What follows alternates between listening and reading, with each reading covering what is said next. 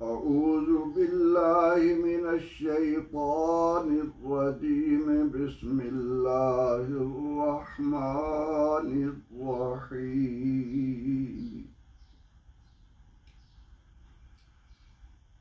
إنما حرم عليكم الميتة والدم ولحم الخنزير وما أهل به لغير الله فمن اضطر غير باغ ولا عاد فلا إثم عليه إن الله غفور رحيم صدق اللہ العظیم۔ سورہ البقرہ کتاب انقلاب آیت نمبر 173۔ سب سے پہلے اس آیہ کریمہ کے ایک ایک کلمے کے معانی کو یاد کرنا ہے۔ ارشاد ہوا انما، یہ کلمہ حصر ہے، اس کے معنی ہیں صرف اور صرف یہ۔ حرم فعل ماضی ہے، اس کا معنی ہے حرام قرار دیا۔ علیکم، تم پر، علا پر، تم ضمیر ہے خطاب کی، تم۔ انما حرم علیکم، یقیناً، بلا شبہ، یا صرف اور صرف حرام قرار دیا گیا تم پر، المیتۃ، مردار، مرا ہوا جانور، والدم، اور خون، ولحم الخنزیر، اور خنزیر کا گوشت۔ لحم گوشت کو کہتے ہیں، خنزیر سور کو کہتے ہیں، خنزیر بھی کہا جاتا ہے۔ وما اہل، اور وہ جو پکارا گیا ذبح کرتے وقت، لغیر اللہ، اللہ کے سوا کے لیے۔ فمن اضطر، فمن تو جو کوئی بھی، اضطر مجبور ہوا، بے حال ہوا، غیر باغ، سوائے اس کے کہ وہ خواہش نہیں رکھتا، چاہنے والا نہیں ہے، ولا، اور نہ، عاد، حد سے بڑھنے والا، فلا اثم علیہ، تو نہیں کوئی گناہ اس پر، ان اللہ غفور الرحیم، بے شک اللہ بخشنے والا ہے اور رحم فرمانے والا ہے۔ اللہ رب العزت نے حکم دیا کہ میں نے اس زمین پر تمہارے لیے بڑی حلال اور پاکیزہ چیزیں بنائی ہیں، ان میں سے کھاؤ اور اللہ کا شکر بجا لاؤ۔ اب اللہ تعالیٰ نے طیب اور پاکیزہ چیزیں کھانے کا حکم دیا۔ امتحان کے لیے اس نے اس زمین پر ایسی چیزیں بھی رکھیں کہ جو طیب نہیں ہیں، جو پاکیزہ نہیں ہیں، جو انسانی وجود کے لیے کسی طور پر بھی مفید نہیں ہیں۔ اللہ رب العزت نے ان کو ہمارے لیے کھانا حرام قرار دیا۔ ارشاد ہوا کہ صرف تم پر حرام کیا گیا مردار کو، مرا ہوا جانور ہے، کوئی بھی جانور مر چکا ہے بغیر ذبح کیے، اس کو کھانا اہل ایمان کے لیے حرام ہے۔ والدم، اور خون، لہو، اس خون کو یعنی کلیجی اور تلی کے علاوہ جو خون ہے، اس کو شریعت مطہرہ نے، اللہ رب العزت نے اپنے اس آیہ مبارکہ کے ذریعے ہمارے لیے حرام قرار دیا ہے۔ اور لحم الخنزیر، تیسری چیز خنزیر کے گوشت کو، یہ تمہارے لیے حرام ہے۔ وما اہل بہ لغیر اللہ، اور وہ جانور جو ذبح کرتے وقت اللہ کے سوا کا نام لیا گیا اس کو بھی حرام قرار دیا ہے۔ فرمایا کہ فمن اضطر، جو شخص مجبور ہوا، جاں بلب ہوا، کھانے کے لیے ان کے علاوہ اور کوئی چیز نہیں، تو فرمایا کہ غیر باغ ولا عاد، وہ اسے دلچسپی سے بھی نہ کھائے اور کھائے بھی ضرورت کے تحت تاکہ وہ زندہ رہے، تو اس پر کوئی گناہ نہیں۔ ان اللہ غفور الرحیم، یقیناً اللہ بخشنے والا رحم فرمانے والا ہے۔ اہل ایمان، ہم نے اس آیہ کریمہ کو اس کی حقیقی روح کے ساتھ جاننا ہے، کیونکہ آپ نے اپنے آس پاس دیکھا ہوگا کچھ نام نہاد یہ دعویٰ کرنے والے کہ وہ قرآن کو بہت خوب جانتے ہیں، اس دعوے کے ساتھ کہ ہمارے جتنا علم اور کسی کو نہیں ہے، وہ ہمدرد بن کر، اہل ایمان کے خیر خواہ بن کر اس آیہ کریمہ کے ذریعے بعض حلال اور طیب چیزوں کو اہل ایمان پر حرام قرار دیتے ہیں اور حجت کے طور پر اسی آیہ کریمہ کو پڑھتے ہیں۔ اب اس آیہ کریمہ میں 4 چیزوں کا اللہ رب العزت نے حکم دیا کہ وہ تمہارے لیے حرام ہیں۔ اب 3 چیزیں تو بڑی واضح ہیں کہ مرا ہوا جانور ہے۔ ہاں، اس ضمن میں ایک بات یاد رکھیے کہ مچھلی اگر یہ مر کر پانی کے اوپر تیر آئے تو حرام ہے، لیکن اگر کوئی گڑھا ہے پانی کا اور اس میں مچھلیاں موجود ہیں اور وہاں وہ پانی خشک ہوا اور پانی خشک ہونے پر وہ مر گئیں تو وہ مردار نہیں کہلائیں گی، ان کو کھایا جا سکتا ہے۔ یہاں پر یہ بات یاد رکھی۔ اس کے علاوہ جو بھی اللہ تعالیٰ نے جانور پیدا کیے ہیں جن کے طیب اور پاکیزہ ہونے کا حکم دے کر ہمارے لیے حلال قرار دیا گیا، وہ اگر مرے ہوئے پائے جائیں،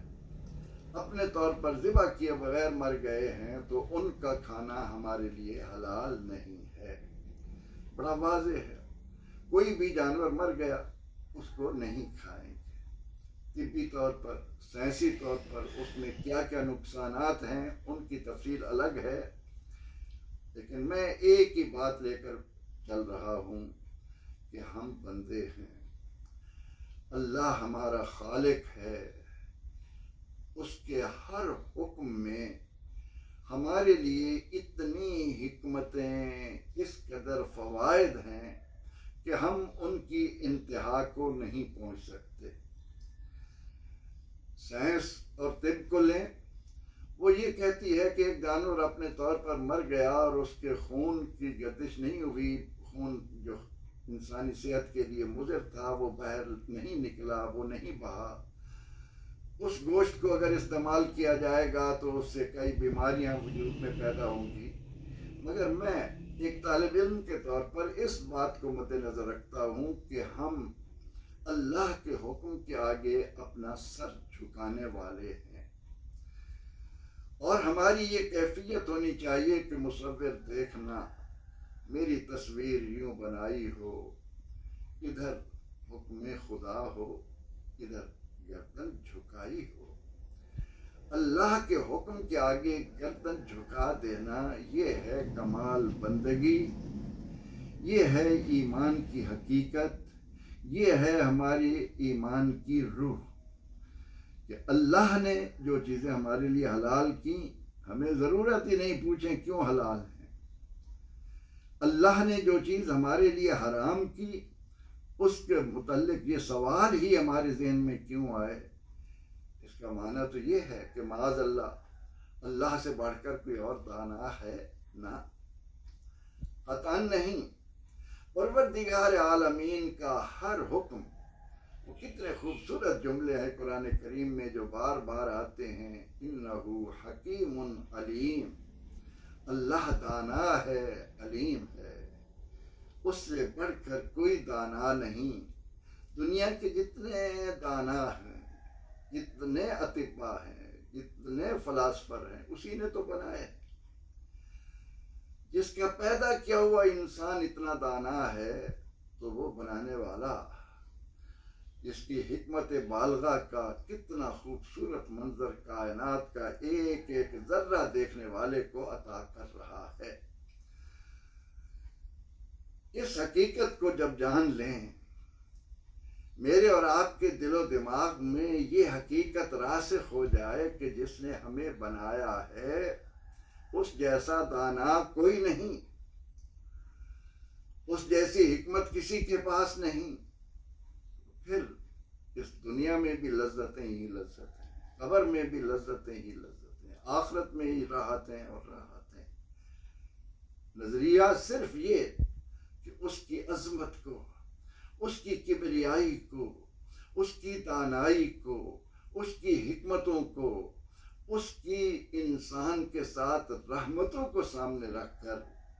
صرف اور صرف یہ کہ اے مالک، ان صلاتی و نسکی و محیای و مماتی للہ رب العالمین۔ یہ ہے ایمان کی جان جو ابراہیم خلیل اللہ علیہ السلام نے اپنے اس ارشاد کے ذریعے ہمیں عطا فرمائی۔ کیا دنیا کو معلوم نہیں کہ ابراہیم علیہ السلام اللہ کا وہ بندہ ہے؟ اذ قال له ربه اسلم قال اسلمت لرب العالمین۔ اللہ نے کہا مان، جھک جا، تسلیم کر، کہا لبیک۔ کبھی نہیں پوچھا کہ اس کا نتیجہ کیا ہوگا، اسے معلوم تھا کہ بنانے والے کا کوئی حکم بھی حکمت سے خالی نہیں ہوتا، اور اس کے ہر حکم کے آگے گردن جھکا دینے والا کبھی بھی گھاٹے کا سودا نہیں کرتا، کبھی بھی نہ خسارے میں گیا، نہ جا سکتا ہے، نہ کبھی جائے گا۔ تو اس آیہ کریمہ کو سامنے رکھ کر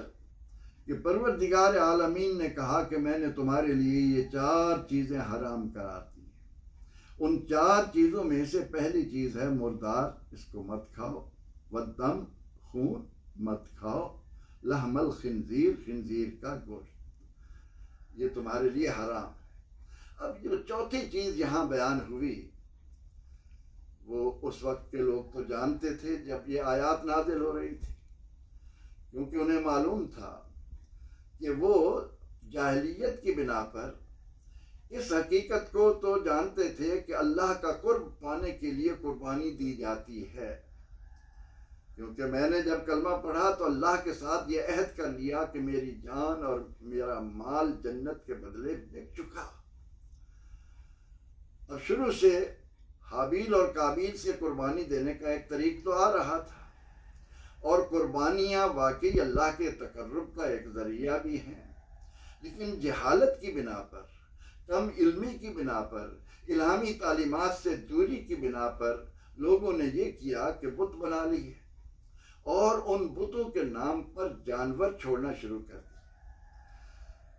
اور وہ یہ سمجھتے تھے کہ بت کے نام پر قربانی دیں گے، اس سے ہمیں اللہ کا قرب حاصل ہوگا۔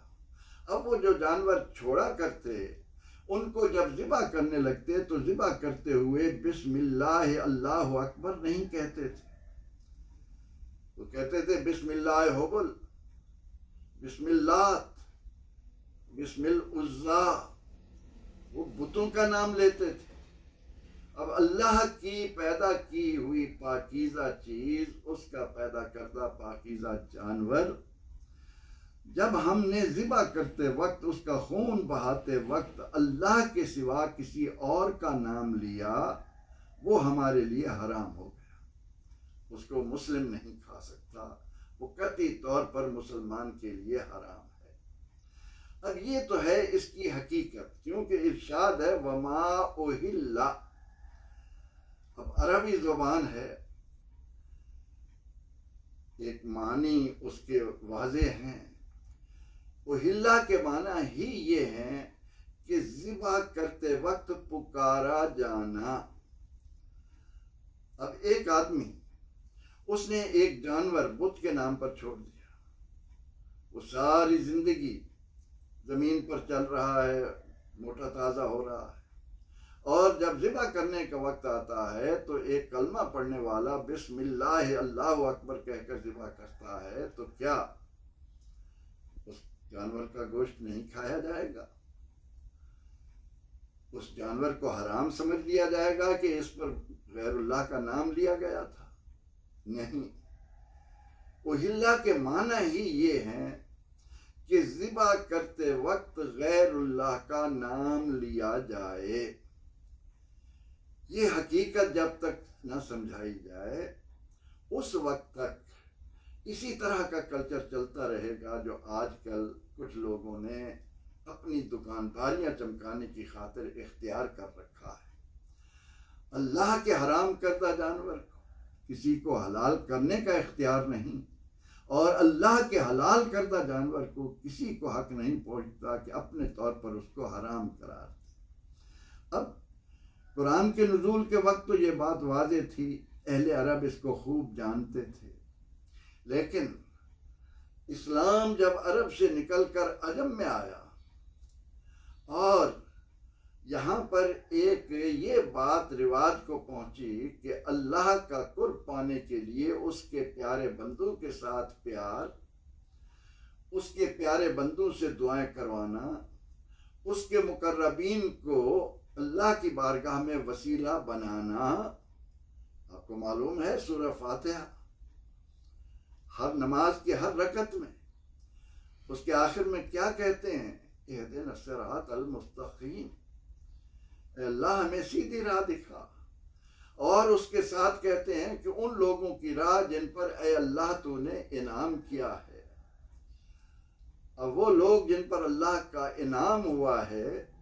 ان کو اللہ تعالیٰ نے اہل ایمان کے لیے اتنا محترم بنایا کہ بعض لوگ اللہ کی بارگاہ میں اللہ کی زمین پر وہ شہرت پا گئے کہ ان کا پیارا وسیلہ اللہ کی بارگاہ میں پیش کرنا دعا کی قبولیت کا ایک انداز ٹھہرا۔ اب کچھ لوگوں نے ایصال ثواب کی خاطر، جس طرح کہ سیدنا حضرت ابو ہریرہ رضی اللہ عنہ فرمایا کرتے کہ کسی کو اگر اچھا لگے وہ 4 نفل پڑھے اور کہے کہ میں اس کا ثواب ابو ہریرہ کو پہنچاتا ہوں، یا جیسا کہ حضور سید عالم صلی اللہ علیہ وسلم سے جب حضرت سعد نے سوال کیا کہ یا رسول اللہ میں اپنی مرحومہ ماں کے لیے کچھ کرنا چاہتا ہوں، تو آپ نے فرمایا میٹھے پانی کا کنواں کھدوا دو۔ انہوں نے جب کنواں تیار کروایا اور اللہ کے نبی علیہ الصلاۃ والتسلیم نے جب اس کا افتتاح کیا تو فرمایا کہ ھذا البئر لأم سعد، یہ کنواں سعد کی ماں کا ہے۔ اب اس بنا پر جن کم علموں نے کم علمی کی بنا پر یہ کہہ دیا کہ میں نے یہ جانور اپنے فلاں پیر کے نام پر، اپنے فلاں بزرگ کے نام پر چھوڑا ہے، اب یہ کہنے پر ہی ان پر فتویٰ لگا دیا گیا کہ یہ مشرک ہو گئے، انہوں نے مشرکانہ کام کیا ہے اور یہ جانور کھانا حرام ہے۔ اللہ کے بندو، ایک جاہل آدمی تو ہر عمل جاہلانہ انداز میں کرے گا۔ تم نے جو دعویٰ کیا کہ ہم اہل علم ہیں، تم پر تو لازم تھا کہ اپنی اس زبان کو کھولتے ہوئے کچھ شرم کر لیتے، کچھ علمی تقاضوں کو سامنے رکھتے اور ان جہلاء کی رہنمائی کرتے، انہیں یہ کہتے کہ بھائی اس کا اجر و ثواب آپ بے شک جس کو پہنچائیں، لیکن یہ نہ کہا کریں کہ ہم نے یہ جانور پیر کے نام پر چھوڑا۔ ان کو ایک انداز دیا جاتا، لیکن ان تمام تر باتوں کے باوجود جاہل لوگ کتنے ہی جاہل ہیں، لیکن آج تک کوئی ایک مثال پیش نہیں کی جا سکتی کہ کسی کم سے کم علم رکھنے والے مسلمان نے کسی اللہ کے نیک بندے کے نام پر کوئی جانور چھوڑا ہو اور ذبح کرتے وقت اس پر یہ کہا ہو کہ باسم غوث اعظم، باسم داتا گنج بخش، باسم فرید الدین گنجیشن، کبھی نہیں۔ اگر کوئی ایسا کہے گا وہ جانور حرام ہوگا اور ایسا کہنے والا مسلمان نہیں رہے گا۔ اس آیہ کریمہ کے حوالے سے اس گتھی کو سلجھانا بے حد ضروری ہے، تاکہ ہم بے علم لوگوں کو، کم علم لوگوں کو اسلام سے خارج کرنے کی بجائے ان کی صحیح رہنمائی نہ کر سکیں۔ ورنہ یاد رکھو کہ حلال اور طیب چیزوں پر جس قدر بھی اللہ کا نام لیا جائے قرآن کی روشنی میں، وہ کھانے والوں کے لیے بابرکت ہوتی ہیں۔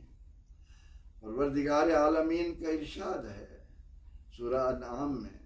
وَمَا لَكُمْ، تمہیں کیا ہوا، اللہ تاکلوا، کہ نہ کھاؤ، مما ذکر اسم اللہ علیہ، اس میں سے جس پر اللہ کا نام لیا گیا۔ ہم تو بسم اللہ الرحمن الرحیم کہہ کر کھاتے ہیں، اللہ کا نام لے کر کھاتے۔ محض اس بات کو سامنے رکھ کر کہ کسی نے غیر اللہ کا نام لیا اور وہ جانور اس کے لیے حرام ہو گیا، خواہ وہ اللہ کا نام لے کر ہی ذبح کیا گیا ہو، یہ ایک بہت بڑی غلط فہمی ہے، بہت بڑی ہی ناسمجھی کی بات ہے، جو کم علم لوگ، نادان لوگ اپنے آقاؤں کو، اپنی محبت کے محور لوگوں کو یہ سمجھ کر کہ وہ دین کو خوب سمجھتے ہیں، کم علم لوگوں پر فتوے لگانا کہ یہ تو جی غیر اللہ کے نام پر، یہ جی 11ویں کھاتے ہیں، یہ جو فلانا کھاتے ہیں۔ اللہ کے بندو، اللہ فرماتا ہے تمہیں کیا ہوا، اللہ تاکلوا مما ذکر اسم اللہ علیہ، کہ تم ان چیزوں کو نہ کھاؤ جس پر اللہ کا نام لیا گیا ہے۔ ذبح کرتے وقت اللہ کا نام لیا گیا، اس کو حرام کرنے کا کسی کو بھی اختیار نہیں ہے۔ اگر محض نام لینے کی بنا پر کسی چیز کو حرام کر دیا جائے تو حضور علیہ السلام نے تو اس کنویں پر سعد کی ماں کا نام لیا۔ حضور علیہ السلام تو قربانی امت کی طرف سے جانور خریدتے تھے، فرماتے تھے یہ ایک میرے لیے، ایک امت کے لیے۔ آپ نے تو حضرت علی کرم اللہ وجہہ کی یہ ڈیوٹی لگائی کہ تم بھی اسی طرح سے اپنی طرف سے اور میری امت کی طرف سے قربانی کرتے رہے۔ ہم مسجدوں کے اوپر غیر اللہ کا نام لکھ دیتے ہیں کہ یہ مسجد مولانا شبیر احمد عثمانی کی ہے، یہ مسجد مولانا احمد علی کی ہے، تو کیا اس مسجد میں عبادت کرنا حرام ہوگا؟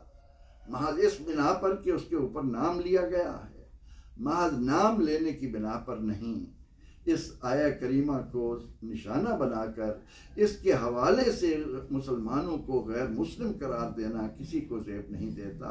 اب آئیے اس آیہ کریمہ کے معنی کی طرف، اس میں جو حقائق ہیں ان کو اختصار کے ساتھ سمجھ لیجئے کہ اس میں اللہ تعالیٰ نے 4 چیزیں کھانا ہمارے لیے حرام قرار دیا، کلمہ حسر لا کر، کہ یہ صرف اور صرف یہ تمہارے لیے حرام ہیں۔ کیا؟ مردار، خنزیر کا گوشت، خون، اور جس جانور کو ذبح کرتے وقت غیر اللہ کا نام لیا جائے۔ پھر اس ذات نے اپنے کرم کی بدولت ہمارے لیے رحمت کا ایک پہلو یہ رکھا کہ ایک شخص ہے، اس کی جان جا رہی ہے، جان بچانے کی خاطر اس کو زندہ رہنے کے لیے خنزیر کے گوشت کے سوا کوئی چیز نہیں، یا مردار کے علاوہ کوئی چیز نہیں ہے، یا خون کے علاوہ کوئی چیز نہیں ہے، یا کسی غیر اللہ کے نام پر ذبح کیے ہوئے جانور کے علاوہ کوئی نہیں ہے، تو پروردگار عالمین نے فرمایا کہ غیر باغ ولا عاد، وہ اس میں دلچسپی نہ لے، حد سے زیادہ نہ کھائے، جان بچانے کی خاطر ان حرام چیزوں کو بھی اگر استعمال میں لائے گا فلا اسم علیہ، تو اس پر کوئی گناہ نہیں۔ یہ اس نے اپنے کرم سے کہ انسانی جان کو بچانے کے لیے ہمیں اس کی بھی اجازت دے دی، اور آخر میں فرمایا کہ لوگوں یاد رکھنا، ان اللہ غفور الرحیم، اللہ بخشن ہار ہے، رحم فرمانے والا ہے، اس کی بخشش اور رحمت کے کنارے کو کوئی نہیں پا سکتا۔ اس حقیقت کو سامنے رکھ کر اس سے اپنی غلطیوں کو، اپنے گناہوں کو پیش کر کے معافی مانگتے رہو، وہ رحم کرنے والا ہے۔ تمہیں جب ان باتوں کا علم نہیں تھا، اگر تم نے اس وقت یہ کام کر لیا تو آؤ آج اللہ سے معافی مانگ لو، وہ معاف کر دے گا۔ تو ہمیں اس آیہ کریمہ کے ذریعے اللہ رب العزت نے اتنی سنہری باتیں، اتنی خوبصورت باتیں عطا فرمائیں۔ اللہ کریم ہمیں اپنے اس پاک کلام کے ساتھ اپنے تعلق کو مضبوط بنانے کی توفیق عطا کرے. آمین. وآخر دعوانا ان الحمد للہ رب العالمین.